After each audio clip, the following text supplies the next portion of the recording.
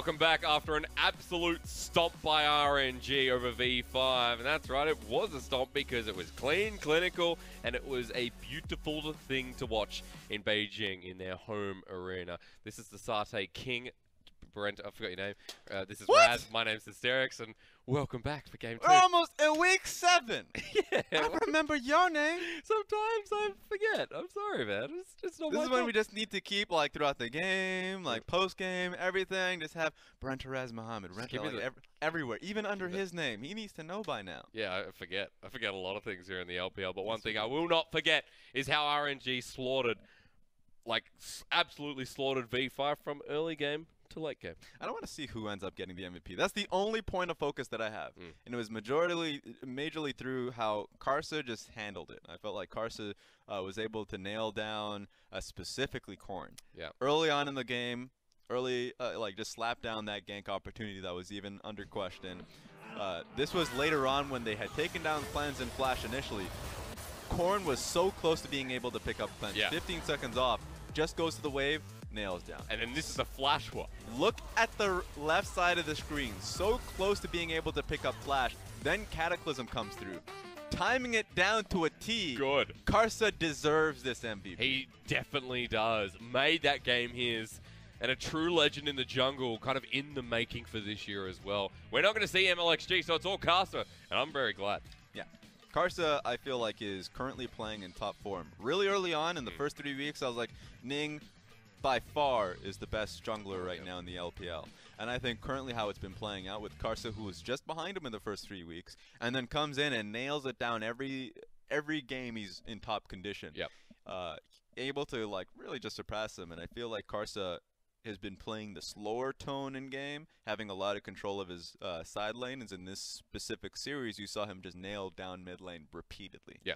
2 ganks. That was it. Leave Xiaohu. You're fine. Then we've got objectives. We're pretty much going to farm up at a 20 to 30 CS lead the whole game, while Ben4 struggles to get into the top side of the map. Yeah, even the small detail of being able to track down and contest for Raptors on Camille, so you already have that time down. You have the Raptors time, you know when she's coming mid pretty reliably, and if she doesn't, then you're having Lissandra push out and get Raptors. So it felt like at most portions of the game, in the early game, Camille could never go through mid lane at, like, ease of mind. Yeah. She was going to be in a pretty easy 2v1 situation. And when you don't have control of your bottom red side jungle, it's hard to go to the bottom side as well without being spotted, unless you go for a lane gank, which is hard because Uzi and Ming were always pushing it. So I think that we're going to be taking a look at specifically the mid lane pick, because we knew that not having Shove in your mid and bottom lane was going to be a risk to begin with Vayne being picked up. Now they've showcased that they can't reliably get mid lane push, because in the 2v2 situation, Xiaohu and Karsa are just on another level in comparison to these two. So I think that if we're just coming into this game, you're either deprioritizing the Zoe and maybe looking towards Lissandra with, like, you know, a nice, you know, a few eyes. You're like, we need that as first pick. Yeah. Or you're saying that maybe we still prioritize the Zoe and we're just saying no more Vayne. We need wave clear options. We need the Sivir. Hell, maybe go towards an Ezreal, so at least you can have another level of scaling on that one. Because there was a lot of priority in the Vayne that early on when you know that the bottom lane's already there, but the issue is what is happening around the rest of the map. Jinoo goes on the Vladimir, and you're like, oh, cool, this could be good going up against AmezingJ. Yep. But Jinoo didn't really transition into the rest of the game, so one condition was kind of met with another from RNG. I think it's sad that they were playing so well through top lane, and if you're on a Vladimir, you're just like, there are 2 picks that I'm so afraid of. When it comes to Vladimir and the Fiora, you're like, I am doing so well in my lane, but I still need items, so please don't die fast.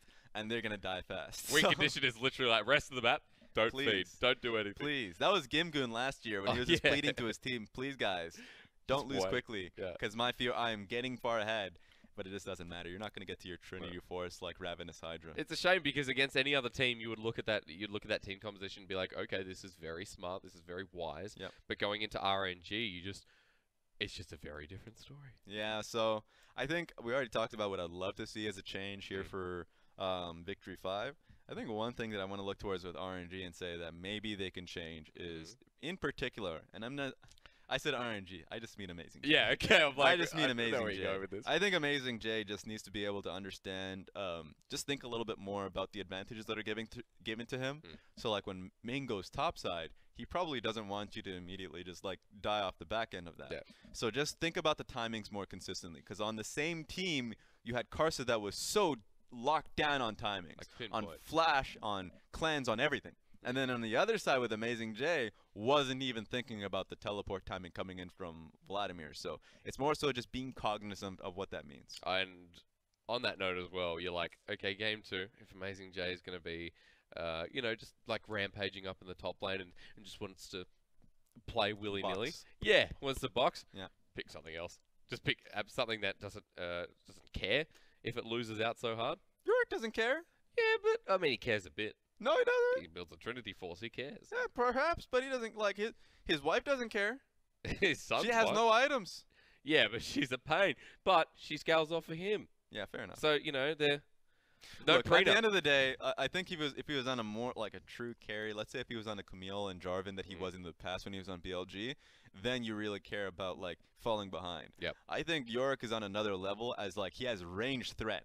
If he's going up against ranged champion, in this case of Vladimir, suddenly he's like, well, I mean, I don't have to be in range of your abilities because I can just have my own minions and then just spam my E on you and hopefully I can get something. That's Jinoo's first death. That's exactly how he died. That's just how life is sometimes. And so I think Urgot is a champion that's just come up right now in competitive because of the buffs that he's received. Yeah. That is one of those champions that are so weird because like, as somebody that has to build Trinity Force and go through carry picks, builds that is, and still not necessarily care about falling behind. Like in this game, you saw it mostly because of RNG rest of the map being so far ahead. But in other games, we've also seen him just carry when the you know, both teams are just that even. And on that note as well, a lot of people have to optimize towards that Yorick. I think we saw most recently as well, up in the top side of the map, it was Post who went for the ZZ Rot on a Sion just to stop that Yorick. So you can see how oppressive he is in lane and how RNG have been playing around that. Of course, it was Xiaohu there who, as they enter the arena once again, was so oppressive on the Lissandra too. And I want to take a pit stop there because the Lissandra has been banned away the majority of LPL games. It's not something we let through because still in 9.2, it is painful to deal with and works around the style of LPL as we just do a 360. Wow. That's not the LEC 360 that we usually see from the cameraman. So I love 4-dimensional camera work right there. I want more of those. I want more of those. But to your point, Lissandra right now is one of those picks that players have really echoed their concerns with the champion that she just has that push. Yeah. There's always that one champion in the meta that you're like, please get me out of this lane. There was back in the days, it was Talia. Oh, there was Azir. These champions that just have instant shove. Orianna at a certain point, they're like, I have clear versus like every champion. If you lock down a champion, you're trying to go for kill threat, or you're trying to match me later on in levels. Lissandra's that champion where you're like, I'm tankier because I have Aftershock. And there are counters, but the counters don't really count because you're not in lane to play the matchup. Especially if you're talking about like op.gg and like solo queue and it's like LeBlanc versus Lissandra, which is a matchup that you see so often, that is that assassin that wants to have kill threat. Yeah. It's like, well, she has kill threat by going in like melee range because she wants to distort in. Then she just, like Lissandra says, well, I have Aftershock. Good luck, 140 resistances. Like, touch me, right? So that's what I think is absurd about Lissandra compared to the rest of the champions like Orianna, because they keep you at range. It's about the range that you have to get in. But Lissandra says, I keep you at range, but hold up! You want to come in? Let's do it. Let's go! Gloves off, right? That's why I like boxing without them gloves. Like, I'm still good. So like that's why I despise Lissandra, and I think in this specific series, that I think Lissandra should either get picked up by Victory 5, or you should have real kill threat. I would like to see Victory 5 put some priority towards it. We already saw that they were keen on banning away Karsa's Olaf. We saw the Syndra with the first ban against against Xiaohu as well. Getting ahead of myself. We'll go into game 2 with those same thoughts, maybe echoing the sentiment of, okay, RNG have a lot of characters they need to ban away. Characters, what is these characters? I don't know. Heroes. But we'll see similar bans anyway. Lissandra's still up, but V5 have the option of picking up blue side. No Zoe. So Victory 5 is a team that's banned out the Zoe, and you wonder why. You know what? Give me a reason. I've already, you know what? There's a certain champion on the map that's a little bit too strong. Yeah. I mean, Her name starts with a Liss. Yeah, that's, you know, that's what I just said. Lissandra's still over. Lissandra. So like, I feel like right now Lissandra. Oh! Or Lucian. That's what I'm talking about. Okay, so Lucian's great too, and he's escaped the ban. So I think that Lissandra still should have been a first pick, by no means. Yep. So them taking away the Zoe, which is a great pick into the Lissandra, and then Lissandra being picked up by RNG is them just saying, okay, fine, you can take Lucian. There's still the Kalista that we've seen so frequently into the pick. There's still like Uzi himself right now. He is best in the lane. #1 in CS difference, #1 in experience at 10 minutes. So he's not too concerned about losing the Lucian. He just wants to be able to go up against it, be even in the laning phase. He can pick up that Karsa again anyway. Exactly. So I think RNG is just looking at this saying, okay, fine, we can look towards mid lane because mid lane was won us the map last game. Yeah, that's right. And it means Karsa still has a couple of options available if he wants to go ahead and pick up jungle in this rotation. But more than likely, as you just said there before, Uzi, yep, there's the Kai'Sa. Easy does it. One of the biggest Kai'Sa players in the league. And you know exactly why. It's got a very high win rate on it at the moment as well. And I wonder what Victory 5 are going to ban through the jungle. Because they need a jungler themselves, but they know that they can't pick it up first. So we saw how effective Karsa was on the Jarvan, and I think that Victory 5 going into this game would want to ban the Jarvan out. Because their composition looks so... Victory 5's comp looks so good with the Jarvan. Oh. But RNG banning out the Jarvan means that that's what Karsa doesn't want on the map. They don't want to prioritize the jungle pick here, which means that they don't want Victory 5 having it with like the Galio as well. So yeah. I think both these teams should have prioritized it. So if I'm RNG, I let it go. Very wise thinking, especially since we're just seeing the same bans come through again anyway. So I'm just saying RNG should have picked it up as like a, rather than banning it. Yeah. So, like that's what I've much rather seen, but it just comes at the end of the day, what is Karsa thinking? Like that's what I wanted. We could find out. Just banning the same champions again with Jarvan is inhalating. What's that word? No, I have no idea. That's on you, man. You're on your own. Sitting there. It's like, I'm sitting right here nice and tight, alright? Jason's the final ban. I'm not too concerned, however, because RNG, they've just gone ahead and shut out the Korn Jinoo flex. They can go towards a Sejuani because, like, just thinking about it, the Olaf, the Lucian, the Jarvan, all been banned out. Gragas as well. So a lot of the staple junglers are just off the map. So I know that the Camille was something that we were kind of looking towards last game, and it still can, you know, it can still stun the camp. So 9.2, you're not seeing it being completely wiped out. So I wonder, Victory 5 should lock in the Camille. I just want to know what RNG wants. All in all, it's just a shame that Ben4 didn't get the Gragas. They'll get the Sion first, and That's true. Finally find out what that jungler is going to be. Ben4 game 1 Camille was okay. But it was mainly V5 just not being able to rotate or move across the map. The Camille is a no-brainer here. If you're just looking at what Victory 5 want, I'm just sad that they don't pick any of these champions. Oh, Ryze, yes. Wow. You like this champion. What are you talking about? I do. But you don't like it here, do you? You have a Ryze, a Galio, like, the Camille would be so perfect. And this is not 9.4 Rek'Sai that will just kill you on ultimate no matter where you flash. Yeah. This is 9.2 Rek'Sai that Ben4 is saying, I don't want to pick a bad matchup here. I want to have a positive 2v2 versus Karsa. So he's just saying, early game jungler at all costs. Oh, you know what? Karsa says, let's do it. What are these two animals? I'm not even sure. Well, one's a scorpion. I should know that.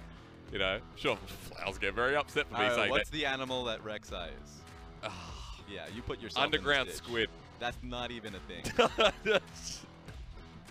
All right, well, I don't think there's another animal that represents it so close. All right. Something from Halo, probably. Yeah, well, that's the not Covenant. an animal. That is literally the Covenant. That's the Arbiter. You better stop. That's the Arbiter version 4. That being said, the Arbiter going up against the Scorpion. In reality, you think the Scorpion gets knocked down a peg, but we saw it with it's been picked up a few times by EDG in particular with Clearlove coming back in. Yeah, his grand entrance. We've seen so many great early game junglers, specifically Hacker, try and pincer in and then just lose out because A, we've been seeing a lot of supports rotate around the jungler to begin with, but then also the ultimate just really ruins your day. So Skarner ultimate going up Rek'Sai. Rek'Sai will lose out in a lot of those. Because just think about the interaction. I'm sorry, I just had a moment. Okay. Rek'Sai ults Skarner. As soon as he's onto him, it's just like, no, what are you doing? What are you doing? And if it misses, it's so pointless. You just commit suicide. I think this is a matchup that's superly heavily in favor of the Skarner, I would say, later on. Like, post 6, what can Rek'Sai do is my issue. Yeah. Because Rek'Sai primarily builds warriors. Like, if you think about what a Rek'Sai wants to accomplish, early game skirmishing is what he wants to get down. He should have the early game advantage, but then once the game scales on, he loses his identity, and he really just tries to be like, you know, underground, get vision of where the enemy team is when you're trying to dance around certain large objectives. Or he tries to nail you down on the side lane if he goes like, you know, if you have a split pusher in this instance. So, if that falls down, you don't have a split pusher with the Sion top lane, and your team fighting, which is your identity, doesn't really go up and, you know, work in favor of you, Skarner is looking for you. And it's so hard, especially since V5 against Vici said, look, there are some good drafts, there's some intuitive drafts, and it was actually making a couple of headlines there that V5 are on the up and up, but now against RNG, it looks difficult. And in Game 2, we'll get a better understanding of how this composition's really going to work against Royal Never Give Up.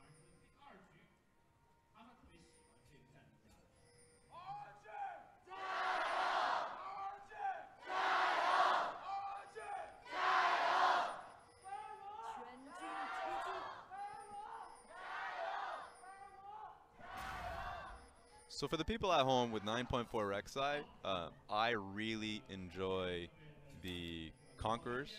Oh, It's yeah. excellent. Conquerors is just good on a lot of champions, not going to be on. Conquerors is great. Another thing you can do is Halo Blades, but in this case, I think press the attack is, once again, if we're just talking about early game damage, can give it to you. So I love the 2v2 that we're seeing from Victory 5. They lost 2v2 last game. This time they really prioritize it. Rune Prison is going to be a problem for Xiaohu and Karsa really early on. I want to take that 2v2 at level 1.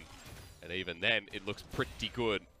Lay starting with the Justice Punch there to get the trade-off and get Ming locked down.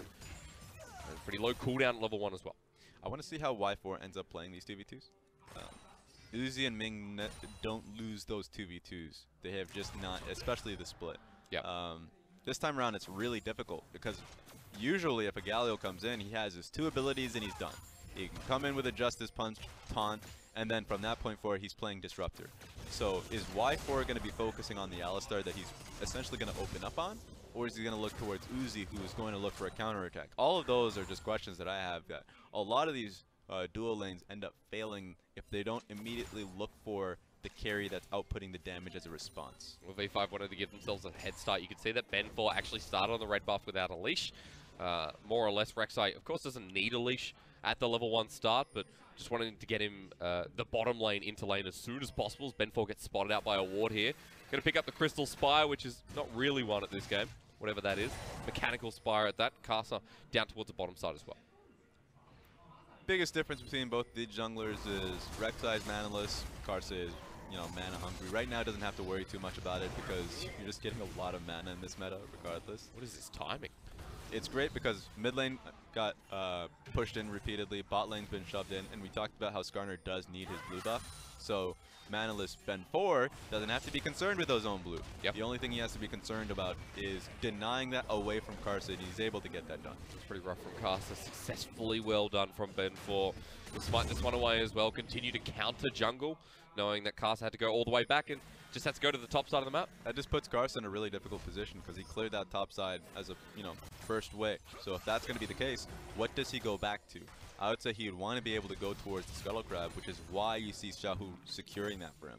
Says that there's no wards here. You can go top side, even pinging it out. It's actually Victory 5 recognizing that Karsa is going to be topside looking into an invade. So I wonder what Ben4 is going to do about it. He's a level up onto Karsa, and while that invade's coming through, or rather the Scuttle Crab, means that he's too busy to help out Xiaohu. Bit of damage off. Ben4 is still waiting here. Oh, gang. But Jinoo up into the top side. Level 3 on Karsa is going to be enough. Is the flash going to come through from Jinoo as he slowed down the stuns there? There's no way he's getting out here. Jinoo saves it, and he's going to die to first blood over to Karsa, while Ben4 can't get anything done mid. Perfect timing. It's so easy to get a gank there for an Urgot. He provides the damage, he provides the CC for a, you know, sub-level 6 jungler here for Skarner. Doesn't have to be concerned. It's not like last game where there's a Vladimir sitting there and you're just like, I'm going to put in all the work. No, this time around the top laner can do that for you. Now, I said nothing happened into the mid lane while the top lane gank was going on. Ben4 did make an appearance, and there was a flash burn by both mid laners. But we'll look at the top lane fight again as Sion just jiggles around. Jiggles around. Okay, I won't go I will say that it's an easy one to take. He pushes up the lane. He wants to get it completely shoved in. But Rek'Sai has been in the bot side for a majority of it, so he had recognized the risks of that. Pretty complete pathing though from the Rek'Sai, you got to say. Is now back into his own side of the jungle after burning that summoner. It just sucks. If you're Ben 4 in this instance, you had a great bot side clear, a wonderful invade. You know there's nothing Karsa can do topside in farming, and that he is either going to invade on you, and you had pinged that out, or he's going to gank top. You had that planned out. What is Lei doing here? He's actually just sitting in a ward. Y4 trying to turn it around, but Uzi and Ming somehow in this 2v2. The last shot comes in from second skin. Lei was waiting there to ambush the bottom 2v2, and that just totally went the other way. Couldn't even justice punch out of there. You know how easy it is to cancel that one out, so it's a pretty risky base area, but here we go. Very good ward to save the day. Price Seeker does not connect. Ben 4's like, where is he? There's a Tremor sense. Oh, there he is. I can taste it. He's going to go on him now. Tastes like squid, apparently, says Xiaohu. Gets the lockdown. Glacial Path there. He's out. Realm Warp in as well. Korn going to follow this up. Very ambitious from the mid laner, but he is level 6, as you saw with that Realm Walk. Not meaning too much. RNG walk away. And that's how hard it is to take down Lissandra. Yeah. Because you need Korn there for his empowered Rune Prism. If you don't have the empowered Rune Prism, you don't have the follow-up, you can't stop Lissandra from just getting out of there. So, Xiaohu easily, without any help, walking into Ben 4's side of the map and just saying, okay, I have an eye on you. I can place down a ward. I can get the Spire. He's been in the river so often, a lot more than Karsa has. Yeah. It's super annoying as well because Ben 4 not being level 6 is Glacial Path at it again. There's the Tebow thumbs up. Xiaohu. He deserves to be doing that right now. Ben 4 not level 6, so he can't chase up with kill threat. But he wanted Ryze to get the empowered Rune Prism. Yep. So the fact that he wasn't able to do that immediately escapes him. So this has just been Xiaohu saying, yeah, keep ganking me, buddy. I will escape them, and we will continue to have eyes on where you are on the map. Point out as well, Xiaohu is saving that Glacial Path, as yes, it sounds like a no-brainer, but in the past couple of weeks, a couple of LPL mid laners have been very greedily trying to push the wave fast and use it as wave clear rather than holding onto it, so seems like the no-brainer stuff definitely in the mindset of Xiaohu. Xiaohu and Ming having so much control on this side of the map, and if we're just looking at the experience between both junglers, Karsa has reached that check mode. You can say quite easily he's going to be able to pick up the experience, get to level 6. My eyes can't tell me if he's level 6 right now because I'm a blind man. I can tell you. Oh, is he level 6? Okay. Yeah. Okay, good. So now for Ben 4, it's that much harder. You can't skirmish into him because Xiaohu's had priority so often. So you're going into a 2v2 almost assuredly. Forced to that level behind. And it's pretty rough as well. When Rek'Sai falls behind and you get to this mid game, not that he's that far off at the moment. It's just that much harder to make yourself relevant. Compare it to something like maybe a tankier jungler. We didn't have the Gragas available, but Zac was. I know that's very off tier at the moment. So basically at this point in time, if he ganks bottom lane, you're going into an Alistar, he's going to be able to just bop you out immediately. Buy for enough time for the rest of his team to come in. He goes for mid lane, that's actually the best option that he has. But now Lissandra has ultimate, she can buy so much time. Ooh, Uzi. Should be able to get into the bottom lane as well. The Culling's going to come out. Ben 4 is down here, and the poke away. Uzi and Ming hold on to their summoners, but you can see now with Ben 4 clearing it away, there should be some turret plating for Y4 and Lei. It might not happen just because they're healing up, but the level of harass that they're receiving under this tower is giving Ben 4 more options. Yeah. I was thinking he can go in for this invade now, knowing that Uzi and Ming are so far behind, but take a look what Xiaohu's doing. Yeah, the push up. How annoying is Lissandra, Raz? We said it before. There's a blue buff for her as well. She is literally the most independent woman on the Rift. She is just, at this point in time, with how much pressure Xiaohu is able to level down on his own. Yeah. I think he's been performing super well at this point in this split. I think usually Xiaohu doesn't really turn on this early on in the split. Comes in playoff time like firing off, but he's been coming in really early. So Xiaohu, excellence. He's been having that pressure early on in the lane.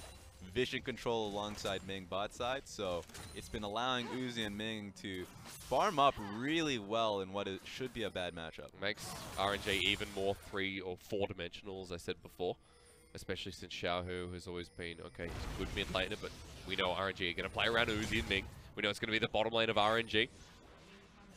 But this time, more avenues to play through for RNG. That's looking towards playoffs. That's looking towards the international experience that we could see them take as well. Maybe not, who knows about MSI at this point, let's be honest, but maybe towards the world's path. Oh no, he's getting too curious now. They see him 100%. Oh, Xiaohu just takes the glacial path as well. What's going on here? He'll frozen tomb himself, and Jinoo now doesn't have the decimating smash, locked on down by Karsa and walks away. Somehow Xiaohu lives. Lissandra again. So 100% curious. He knew the top laner wasn't in vision, and so having Karsa alongside him was going to give him a way out. Yeah. And now he can just go straight onto Korn. Remember, no ultimate available as he used it just before. Korn doesn't have any mana left, but Xiaohu's still in the fight. The 3v4. Oh. Now as Lei comes in, big shield of Duran. Ben pops the ulti down. Good fight for V5, but Uzi's all the way in. A 1-for-1 as the hero's entrance. Might even just kill Lei here. The Impale was used earlier in the fight, but the Fear Beyond Death wasn't. And that's going to be the fight going over to RNG. That was just another level of mind games there from RNG. Because guess what? Lei was sold in. He's like, I'm coming in roaming. I'm going to be here. You don't need the AD carrier in this instance. Teleport, going to be coming in to hold the bottom lane. And he needs to hold that lane because Y4 was there. Yep. So Y4 was out of the fight. Uzi and Ming comes into the fight. I thought Victory5 had played that very well if it was just a support for support roam. But Uzi comes in as well and pays off well. With a kill on the back pocket of that, we'll watch how this collapse turn the other way. So you even made a mention of it too. Xiaohu does not have his ultimate. He can't keep himself alive. So Ben 4, all he needs to do is survive the assassination attempt, but it doesn't happen because Uzi comes in, a level of surprise. The moment you see Uzi, you just back away completely. Victory5 is completely sold out of the fight the moment they see the AD carry. And it means that Uzi goes to the top side now as well, and these lane swaps are going to hurt a little bit here for Victory5. Lei wanted to stay, Lei and Y4 wanted to stay in that lane for as long as possible and start shoving Uzi and Ming further out. But first item for Uzi, Y4 still on the components of Blade of the Ruined King. And the difference between AD carries is more than just the champion. It's just it's the player. Yep. At this point, if you get into pick and ban, and in this case, Victory5 said we're picking the Lucian into the Karsa, and we're picking the Galio into the Alistar, and both of them are counter at matchups. Like, you pick up the Galio because he's more effective in team fights, and on top of that, like, the taunt goes through the headbutt pulverizer, so you're going to always have the access to the AD carry if you place it right. Yep. I'm sure he had laning phase mistakes early on, but that's the issue. When you go up against Royal Club, even with a better matchup, you will make those mistakes. And in this case, Uzi and Ming had slaughtered them, had a larger CS advantage, and to your point, now has them an item lead. And also on that note as well, I mean, they've got their two key champions, the champions that defined them, or defined them rather, in 2018. As soon as Karsa came out, Uzi was on that like the Colonel on KFC, I don't know. And Ming, he made it! That he can't get on it if he makes it. Well, I don't know, man. Nah, you're lost. Yeah, I'm so lost. Maybe secret ingredient, Raz. That's true. We don't know how the Colonel got there. Yeah, that's true. It's a very late time to look at the runes of Karsa, but why not? Predator's an easy one. I mean, we haven't seen Skarner in so long in the English broadcast, so the fact that we're being able to see that. Now we have another jungler that relies on Predator, not just the Olaf, so always fun to see. Raz, Karsa's going to do this. Mark my words. Look at the push out here. Here we go. The trade's coming in. Scorpion. Ooh, Lei. He does save the day. Of time. Because we're just not talking about the Predator here. It's also on top of that, the Skarner has Flash. Yeah. I mean, Y4 and Nuo is going to happen. Now it's going to be even more difficult though, because Y4 and Lei have to defend from this Rift Herald. They want to get down some turret plating while it is still up and available. Look at V5. They've rotated to the top side of the map. Teleport available on one top laner. 320 gold on Uzi. Yeah. That's the benefit of just having Rift Herald smash into top lane tower. A lot of people will look at that and say that's a failed one, but my god, is Uzi disagreeing with you. Yeah. It's almost like first turret blood before turret plating. He just immediately took that top plane. The moment it hit, he's like, all right, going back to base, and I got myself a pickaxe. He's been mining gold this game. So pretty dominant so far. It's not a game one mirror from V5. And that I can be glad about, because game one seemed like it was over from 5 minutes. I love the fact that this one's a lot more slow moving. I think the benefit is mostly in Ben 4 picking up the Rek'Sai. Yeah. But the real risk of it is if you just kind of reminds me of me playing solo queue, where it's just like, I lost because of my early game, let me pick up an early game champion that foregoes the late game. I lost the late game, let me do the exact opposite. So you just have to be a lot more disciplined when you are in that stage of the game. And in this case, Ben 4 picks so forward into the early game, they don't have an early game. The 2K gold lead right now is in favor of RNG. Yeah. So now we have to talk about the late game. And if we're just talking about that, if that's the conversation, RNG wins that by trumps. Yeah. It has to be through Ryze and Sion that's the backbone of Victory 5's late game at this point. And trying to make some clever plays around RNG is going to be so difficult, especially when we call them the Teamfight Kings for a reason. Korn not going to be able to enter these fights if they do start up this early on. Mentioning that 15-minute mark as RNG positioning towards the dangerous brushes here as V5. Not going to be able to find Ming nor Karsa. Hello, Scorpion, he flashes in. Oh no, Y4. See you later. The Hero's Entrance does find 3. Steam Train in from Sion. Remember, there is no Impale left on Karsa. Flash forward from Xiaohu. They've got Ben 4. The Fear Beyond Death doesn't need to hit anyone else. It's the pick and nothing more. RNG know when to fight, and that's all game, baby. Easy. They just go straight for Y4. Why? Because he had burn flash top lane when Lissandra went on, or at least the Alistar went on him. So understand your targets. We always talk about how Karsa just nails on to whoever has flash, the summoner deficit. Y4 gets picked up easily. You even see Alistar flashing away because it had the Sion ultimate hit. Then maybe Victory 5 get a trade back, just denying that option. Yeah, a lot of respect shown, but also a lot given by V5 once those couple of picks came through.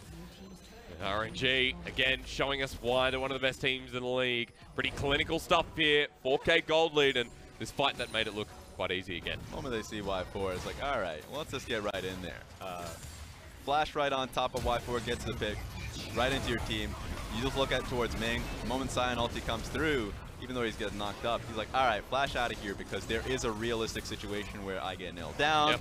Like, Ryze can come in with a Rune Prison as well. Denies that option, and they can continue to look forward on top of the Rek'Sai. Lissandra versus Ryze, which one do you want right now? Well, I can guarantee you that the answer is definitely going towards Lissandra.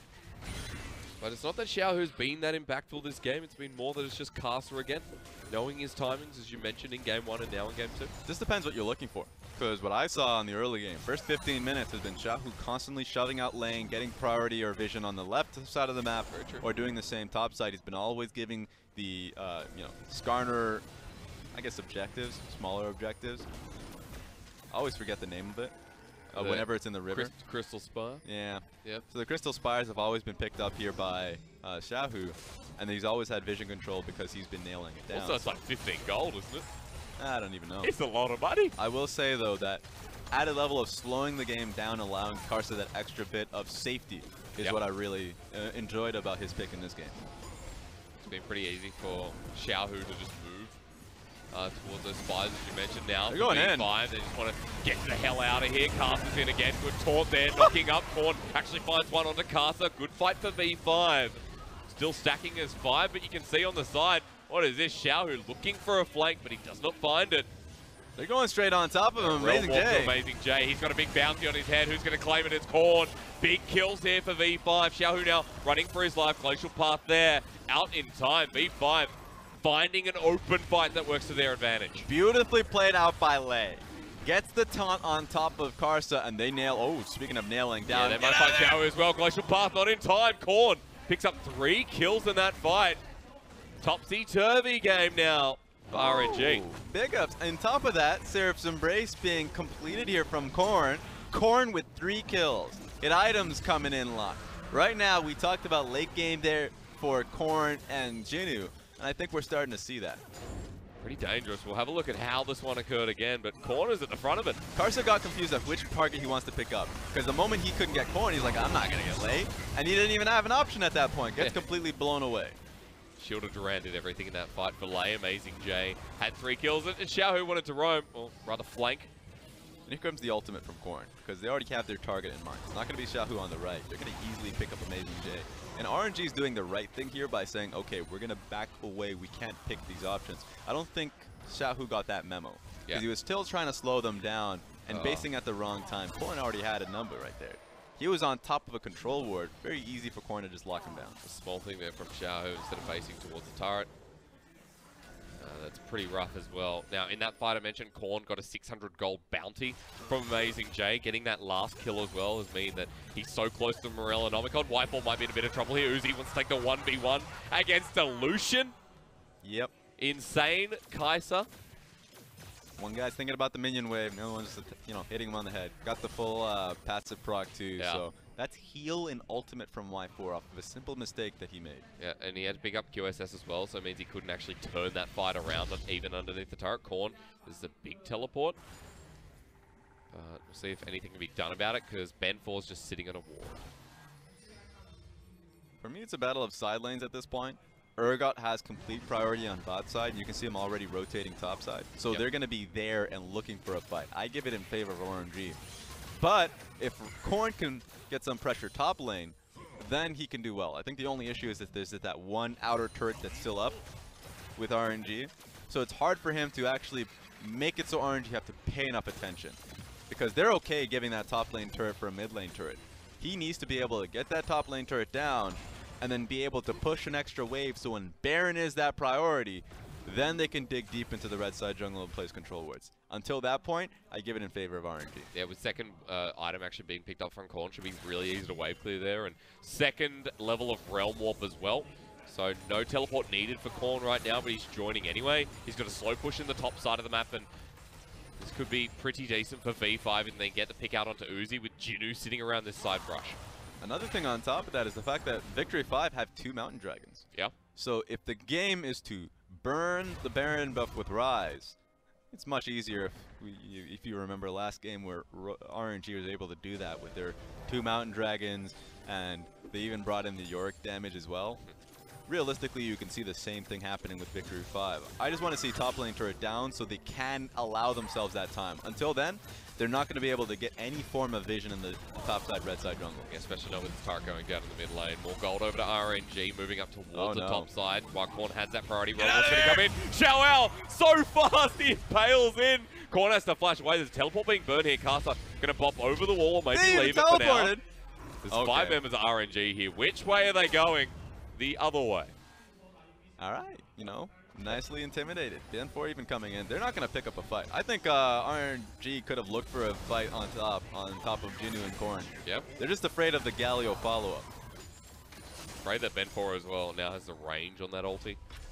Ben4 sitting in the brush here. Tremor Sense is picking them up. 3 members here. Karsa's like, I see you. I do see you. Ben4's in. What? Has to flash away immediately. Karsa goes gold. The hero's entrance. This is not going to be good for the jungler of RNG. However, Uzi free firing in the back lane goes golden, and the culling is out. The Karsa still unscathed with fear beyond death. Delay over the wall. A flash here from AmezingJ, and V5 getting collapsed on in the choke is not where they want to be. Xiaohu and Karsa still alive with Uzi into the backside. Ben4 tries to run on in, but it's too late, and Y4 gets taken down as well. It's Uzi having the time of his life. Oh boy, what a treat. What a nice piece of chicken there for RNG. I don't know what V5 was doing at the beginning of that one. It was Ben4 tunneling in, and then flashing out. And then it was the Galio following in, and you're like, wait, that's a support Galio. He's going to have some trouble in this one. I think what they should have done, allowed them to base. You have Mountain Dragon, you can move towards the Baron buff, but take a look at this. All right, and I'm in, and I'm out. And I'm Galio. Okay, I'm in. And to be fair, being able to pick up the 2 members here, they were just not really prepared for how little damage they had as a follow-up. So Lave was like, okay, I'm out. Except you've already been targeted by AmezingJ, buddy. And from that point forward, it's much easier for RNG to go front to back. Look at the damage both Xiaohu and Uzi's been able to pick up on the backside of the fight. So even though Korn had been firing off for a good majority of it, he loses his front line, he loses a lot of HP, he says, I'm going back to base. That was super rough as well, because I think Ben4 wanted to ult Uzi in that fight. Or maybe not. He turned around onto Ming and he got the support instead, but whether it would have made a difference is another question entirely. Y4 was the one who dished it out. That was mainly just the culling going onto the back line of RNG. Good pick up a Mountain Dragon here. Worst case scenario is if Victory 5 was able to level that one. So Victory 5 at least get vision control as a trade-off. But, oh no. This is going to be desperate measure here. RNG can pick up a fight. Yeah. They're in a great position now. If you're starting it this late, they got the members. And remember how fast Karsa is with the Righteous Glory. That's a fast Scorpion. Wait for it, because Crystal Spire's been picked up once again. At least V5 are off the Baron. That was RNG's main objective. Now the secondary objective is getting them in this choke again. You better watch out. That's the Scorpion King. Dwayne The Rock Johnson has been able to sponsor this one. We'll find out if I have actually no follow-up with that. All I can think about is, am I thinking of The Mummy? No, I'm totally wrong, aren't I? Yes. Yeah, all right. That's a serious movie. All right. That's a good movie. That is a great movie. What is Rock? What is the Rock? What is the? You don't want to know. Movie? You don't want to know. I've seen his series though. Titan or whatever it is. Yeah. I don't know. I don't watch TV, man. Probably online. Anyway, V5. I'm gonna claw myself out of this one, much like V5 need to in this game number 2. Jinoo being at the forefront here with Iceborne Gauntlet. He thinks he's the shy. That's okay. Delaying backs. Right now, RNG can just delay as many backs as they can because they're just trying to defend the Baron buff here while keeping V5 at arm's length. Jinoo's taking a lot of damage here. That Glacial Path's going to be taken from Xiaohu as well. They lock him down. Fear Beyond Death is locked in as well. The exit stage left from Jinoo, meaning that V5 might just have to give this up. Let's watch the train. Why not? Couldn't actually lock him down. AmezingJ was spamming his ultimate, but couldn't get down an ulting Sion. Yeah. So that's just Jinoo out scot-free. Gives RNG vision around Baron so they can take that advantage, but couldn't nail down the pick that they wanted at the beginning. The only bonus is that he doesn't have ultimate for maybe about 30 seconds there on the clock. It's not really going to be enough. RNG can still threaten the Baron after clearing most of the vision. I wonder what Uzi's going to pick up here. I would want a stopwatch. I know going into Guardian's Angel would be wonderful. He picks up the BF Sword instead of the stopwatch when you're going to GA. So two options is he's either going to Infinity Edge or he's going towards Guardian Angel. He has enough crit where it makes a lot of sense to go Infinity Edge, but it's a lot more structured, easier in this team fight, especially when you have the DPS to go towards GA. So I think he's going GA. I just personally would have wanted the stopwatch because it's really just going to come down to this one fight. To be fair though, Uzi hasn't died in 2 games, so yeah. Feeling pretty confident there if you're, the best AD carry in the world. My only fear is that if he ever gets opened up on by a Galio, if he gets opened up by Galio or Jinoo, just in those situations where he's out of position, you want him to reposition, and I think that Cleanse and a stopwatch would be able to do that. You already saw how much DPS he's been able to output, especially with the Runan's Hurricanes out there, so he's already going to output more damage than Y4. Adding the BF Sword is not going to really, sure, that helps you even more, but being able to cover your weaknesses is one thing. So much easily time CC coming in from V5. Oh, here we go. They've already started up the Baron. RNG there. Ming on face duty. Just have no eyes on Xiaohu behind him. Lay's not tanky enough though as a sport. Even gets the shielded around for RNG. The front to back is easy, but Uzi ults into the back with Y4. Takes him down. A late ult here from Sion, but he just gets a decimating smash that takes out 2. Uzi has to flash away. Jinoo doesn't get the slowdown. Ben 4, they're chasing him. Jinoo on the Sion with Ben 4. Now for the 2v2. Xiaohu looking for the top laner there of V5, but Jinoo's done so much this fight. He can't get any more. And AmezingJ, Crab walks away from this zombie saying, we've done it, we've done enough, but RNG cutting it close. A surprisingly even fight when you don't have the Sion in there. Jinoo was not a part of the majority of the fight, and you had a flank coming in from Xiaohu. But it came down to that underlining factor, right? Xiaohu, when he finally came into the flank, went onto the Ryze, who was already essentially a target. So his flank was not effective. And it was fairly late as well. So just take a look at it. Because if we're just talking about pure coordination, this wasn't it. Lei did his job at being able to be a primary frontliner. Even with the ultimate being missed out by AmezingJ, I thought it should have been easy. Take a look at the fact that once Sion comes in, amazing Q, not even a zoning Q, because it is such in a tight corridor that it forces Uzi up in this area, dies for his actions. Starting to see the big influence there of the Sion versus Urgot, where in the LPL, Sion actually has a very negative win rate when going into the Urgot. So good to see that Jinoo able to turn the match up there, especially with a 6-1 Urgot. But look at Jinoo. Man, is he a tank or is he a carry? I'm not sure. It's crazy, isn't it? Yeah, that was just the ulti hitting 3 members.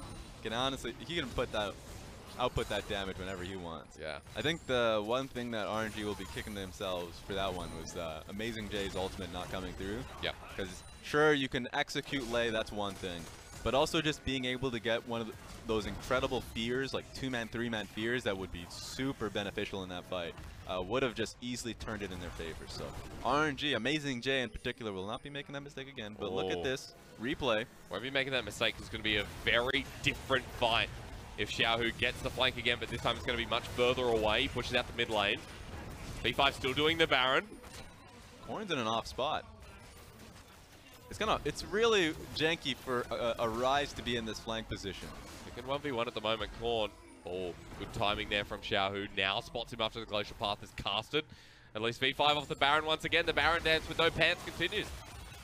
Mid priority, easy as you can do. Right now, RNG are going to be on top of this one, so that's a beautiful ward that you see just to the left of the Baron pit there for Victory 5.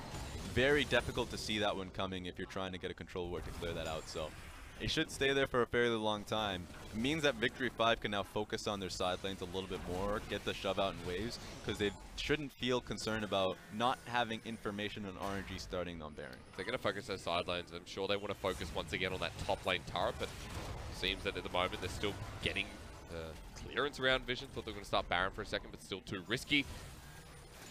And we'll see what happens because RNG once again pushing this mid lane with blind vision here. V5, that was a very dangerous spot to be in. Karsa will get the slow down, looking for Korn here. The knock-up, Impale available from Karsa. Still has it in inventory, but Karsa dies before ulting. Xiaohu comes in, but there's no flank to be had. Glacial Path in, but doesn't risk it. Jinoo is there, now ults away. Train has departed. Let's watch it again, why not? Thank you, Mr. Observer, and that's going to be it.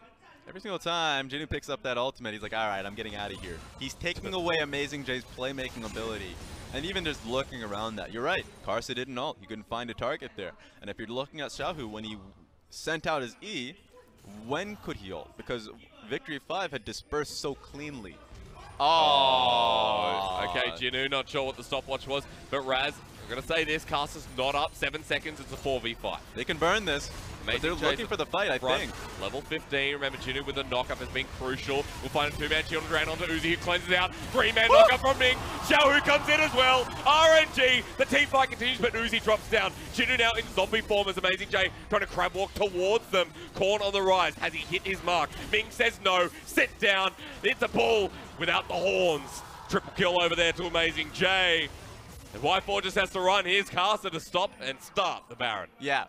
That was huge. Oh, Uzi, playmaker, man, you're dead. I don't even. Why are you using your ult on that? Doesn't matter. Ming gets the kill anyway. That's fine. That'll secure the long-waited ace there against V5 and RNG. Their team fight, it just gets better and better. And AmezingJ is going to have the damage for this Baron. That was beautifully played from Xiaohu, Alistar as well.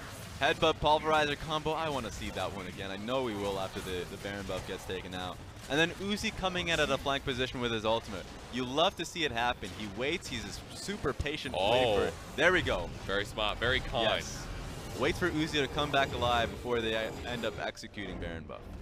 Well, I'll take a look at this one again because Karsa was under. It's a bit early, but I guess we'll fast forward. So yeah, they end up going for the Ryze, but the Karsa ultimate doesn't come through. He ends up dying, so that's one problem. Look at Xiaohu. He wants to find a way in. The moment he comes in, they all disperse. He doesn't want to take that any longer. The ultimate there from AmezingJ, wasted because Sion just moves up out of there. Yep. So they think that, okay, they took down Sion, maybe we can take this, clear Baron buff a little bit more easily. Teleport comes through. Victory 5 take full control over the Baron buff and could start moving towards it. I'm just going to ignore the stopwatch because ultimately it was all about looking for the Baron. They moved for the fight. I disagreed with this one. I think they could have just burned it knowing that they have the smite advantage. We knew Xiaohu was here as well, so did V5 with the Steam board. Look at Xiaohu coming in. 3-man headbutt pulverizer combo into that. Yeah. If you get that much HP wiped off Victory 5, if I'm Uzi, of course you go into that one. Yeah. Easiest target of their lives. He may have lost his life in the making of that one, but being able to pick up 3 members, eventually 4, super worth it. It was fight on multiple fronts. Someone had to die there, and Uzi just took the bullet. 4-2-11 now as they found another pick. Look at what happened. It's Fear Beyond Death onto 1, onto 2 now. Blade caught out as well. When it rains, it pours for RNG as they stomp into V5's base. AmezingJ might actually go down here with the GA. It's popping, it's pouring, it's go.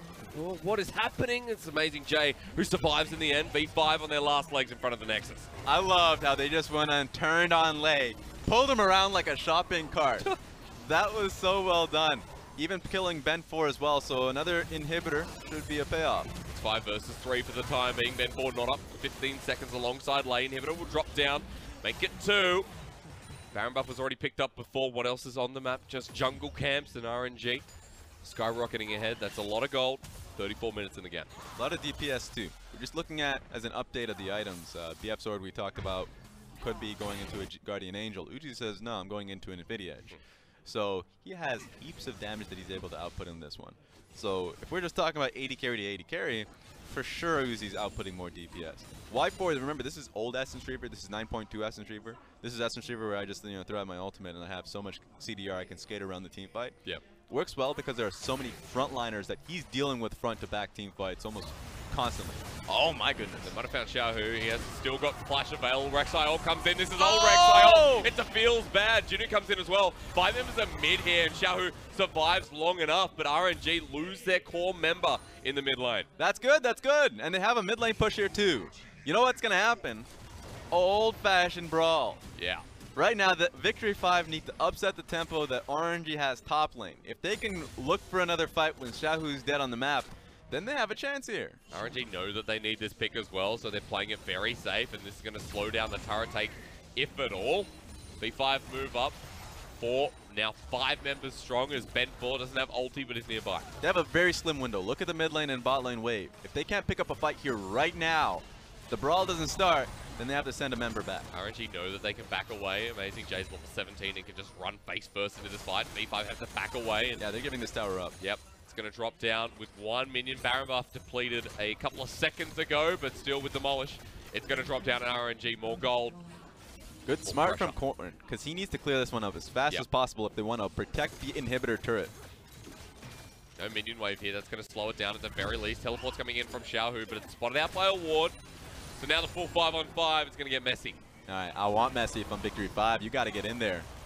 Xiaohu, is he going in first? Realmwolf in for Corn. He wants to get here and clear out the wave. Karsa, look at him. Speedy Gonzalez. Ben4 doesn't have flash. He can't be the one that starts this one off. Yeah.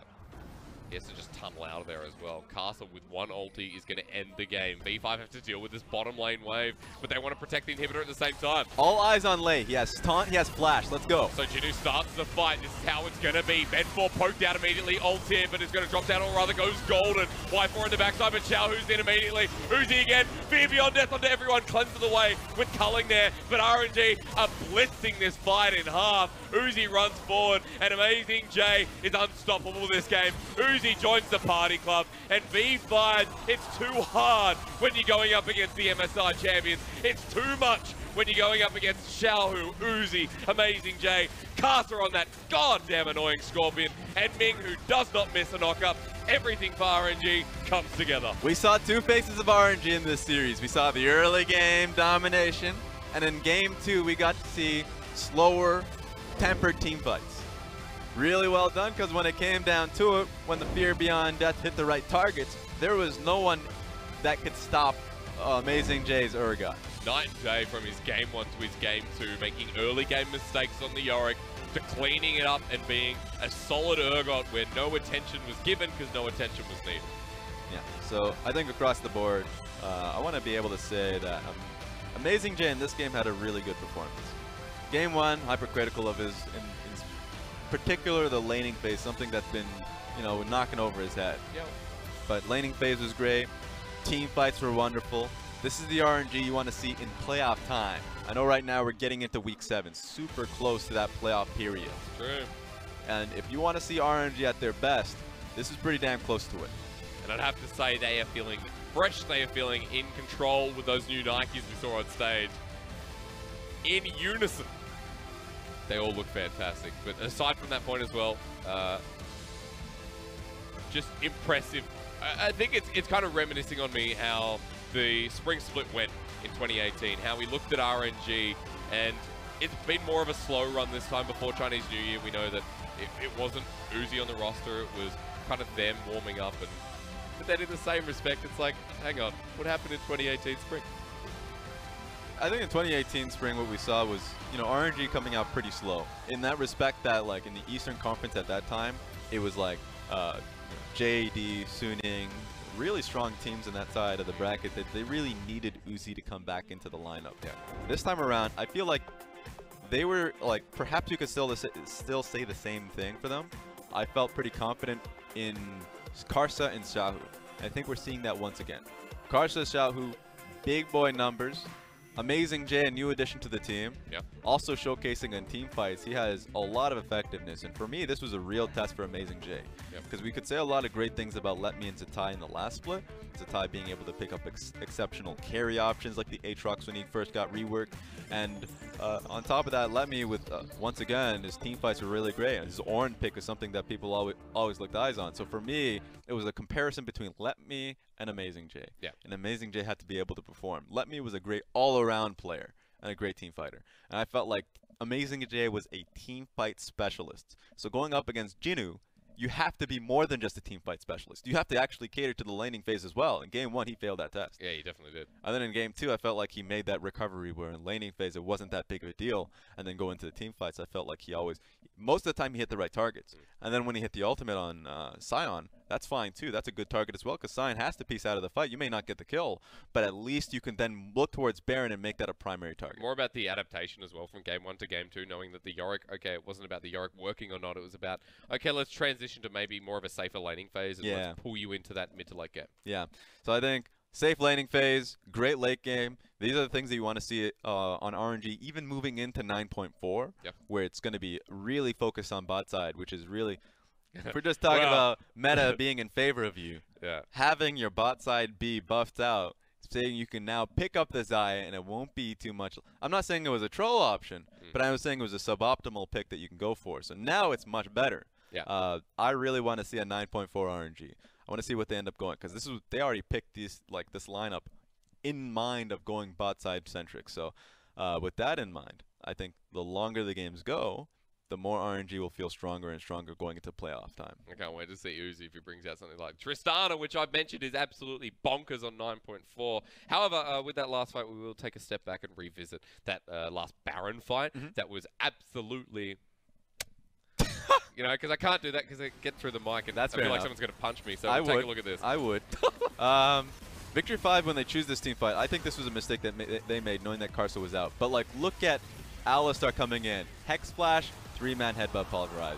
Xiaohu be able to nail them down in HP targets as well. So, like, the coordination that is there from just the two supporting staff of Xiaohu and Ming were amazing without a member on that map. So, good on them to be able to find themselves a man down in a great team fight that was being pushed onto them. They didn't choose that fight, but they were willing to take it. I have to say, though, people, every second series, when RNG go up against their opponent, the other team forgets. Now, there's some crucial bans we need to take away. As of recent, it's been Karsa cannot get Olaf. Yeah. I think Ming getting Alistar is a mistake no matter which way you put it. Look, when a team is that good, you already talked about the Olaf portion. You got an issue now. Who are you going to ban out? Yeah. We're talking about the Olaf. We're talking about how Lissandra is really not only is Lissandra that strong of a champion, but Xiaohu on that pick can do so well on it. It's just essentially what you're saying is that the team is just good with a lot of options. And you just have to be able to be on that level like TOP was last time round to be able to knock them down a peg with the Ryze.